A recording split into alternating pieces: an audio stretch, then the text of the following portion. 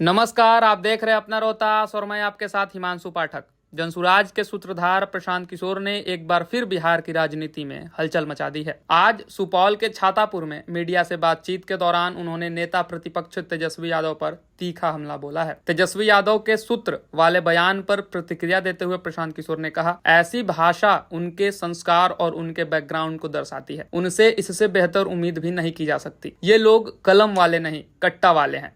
इतना ही नहीं, प्रशांत किशोर ने तेजस्वी यादव पर सीधा आरोप लगाते हुए कहा, तेजस्वी और उनके जैसे नेता बिहार को फिर उसी पुराने दौर में ले जाना चाहते हैं जब अपहरण, डकैती और लूट मार आम बात थी। तेजस्वी यादव अगर सत्ता में आते हैं तो बिहार एक बार फिर कट्टा युग में लौट जाएगा। प्रशांत किशोर ने मुख्यमंत्री नीतीश कुमार पर भी गंभीर आरोप लगाए। उन्होंने कहा, नीतीश कुमार अब अचेत अवस्था में है। राज्य की कमान अब उनके कुछ भ्रष्ट अफसरों और मंत्रियों के हाथ में है, जो मिलकर सिर्फ लूट में लगे हुए हैं। प्रशांत किशोर ने दावा किया कि अब नीतीश कुमार शारीरिक और मानसिक रूप से शासन चलाने की स्थिति में नहीं है और जब तक कोई नया नेतृत्व सामने न आए तब तक बिहार में हालात बेहतर नहीं हो सकते। उन्होंने ये भी कहा कि बिहार की जनता अब बदलाव चाहती है और जनसुराज को एक मजबूत विकल्प के रूप में देख रही है। फिलहाल प्रशांत किशोर बिहार बदलाव यात्रा के तहत सुपौल और अररिया के दौरे पर हैं, जहां वे लगातार जनता से संवाद कर रहे हैं और जनसुराज के लिए समर्थन जुटा रहे हैं। तो एक तरफ प्रशांत किशोर का हमला, दूसरी तरफ तेजस्वी यादव का बयान।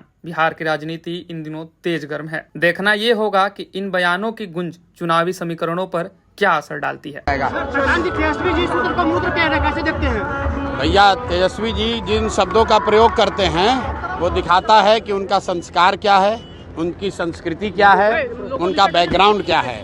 तेजस्वी जी से आप लोग इससे बेहतर भाषा का अपेक्षा मत रखिए। ये वही लोग हैं। किसी ने मुझे कहा कि तेजस्वी यादव अपने एक कार्यक्रम में युवा संसद बुलाए थे, उसमें कलम बांट रहे थे। तो मैंने उनको याद दिलाया कि तेजस्वी यादव कलम वाले नहीं, कट्टा वाले नेता हैं। इनके जब पिताजी और माताजी का बिहार में सरकार था तो बिहार में, पूरे देश में बिहार की पहचान कट्टा बनाने वाले राज्य की थी। ये लोग जीत कर आएंगे तो फिर पूरे बिहार को कट्टा, अपहरण, लूट मार का केंद्र बनाएंगे। जैसे कलम इसलिए बांट रहे हैं, पूछा फिर क्यों कलम बांट रहे हैं, तो मैंने बताया जैसे कोई शेर बूढ़ा हो जाए, आपको दूध देगा पीने के लिए तो क्यों देगा कि आप दूध पीने आइए, फिर आपको खाएगा। तो ये सब कलम बांट के बिहार की जनता को बेवकूफ़ बनाएगा। जब सत्ता में आ जाएगा तो फिर वही कट्टा, रंगदारी, अपहरण वही कराएगा। बिहार में लगातार हत्याएं हो रही है, हत्या को लेकर महाजंगल राज का दर्जा दिया जा रहा है। अरे भाई, हत्या आज से थोड़े ना हो रही है।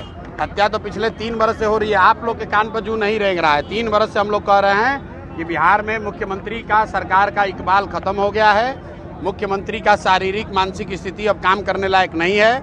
नीतीश कुमार सरकार नहीं चला रहे हैं। सरकार उनके अगल बगल के 3-4 भ्रष्ट मंत्री और 4-5 भ्रष्ट अफसर चला रहे हैं। और जब तक कोई बिहार का मुखिया नहीं चुना जाएगा तब तक बिहार में स्थिति बिगड़ती जाएगी।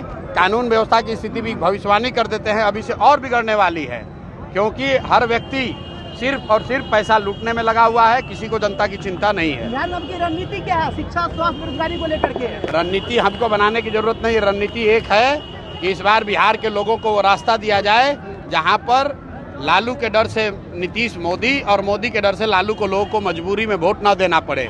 एकमात्र रणनीति है। जिस दिन लोगों को नया रास्ता दिख जाएगा, लोग खुद समझदार हैं, लोग अपने बच्चों के लिए शिक्षा चाहते हैं, रोजगार चाहते हैं, पलायन का खात्मा चाहते हैं। लोग, इन लोगों के राजनीति से लोगों का कोई लेना देना नहीं है। तो रणनीति साफ है कि इस बार बिहार में लालू के डर से मोदी और नीतीश नहीं, और मोदी के डर से लालू का लालटेन में किरासन तेल कोई बनने को तैयार नहीं है। लोगों को एक नया रास्ता जनसुराज का दिख रहा है, जो ईमानदार है, जो सशक्त है, जिसके पास बिहार सुधारने का रास्ता है। और सबसे बढ़कर ये दल किसी व्यक्ति, किसी परिवार, किसी जाति का नहीं होकर बिहार के हर उस व्यक्ति का है जो बिहार को विकसित राज्य के तौर पर देखना चाहता है। महिलाओं को भागीदारी मिला है।